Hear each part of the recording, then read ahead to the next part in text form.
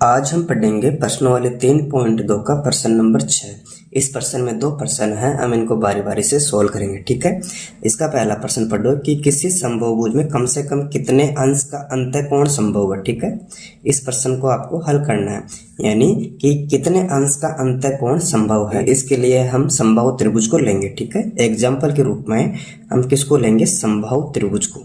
तो बच्चों देखो, समबाहु त्रिभुज की आकृति ही ऐसी होती है, इसमें तीनों कोण बराबर होते हैं। ठीक है, यानी इसके जो आंतरिक कोण होते हैं, तीनों अंतःकोण तीनों बराबर होंगे। कैसे? अगर ये अक्ष है तो ये भी अक्ष है, और ये अक्ष है तो ये भी अक्ष है। अगर इसकी भुजा 5 है तो ये भी 5 है और ये भी 5 है। इसे बोलते हैं समबाहु त्रिभुज। इसमें तीनों कोण और तीनों भुजाएं बराबर होती है। ठीक है, तो प्यारे बच्चों इसको हल करते हैं। यानी जो तीनों कोणों का टोटल मान कितना होता है? 180 डिग्री।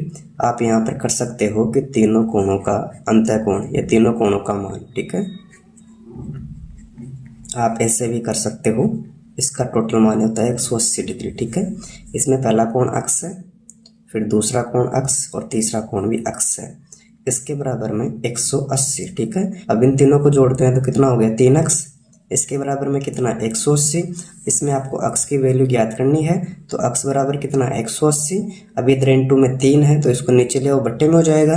अब 3 का भाग 180 में देंगे तो हमारे पास में अक्ष का मान कितना आ गया? 60 आ गया, यानी 60 डिग्री आ गया एक कोण का मान। तो इसका आंसर हो जाएगा कि इसमें कम से कम 60 डिग्री अंश का अंतःकोण संभव है।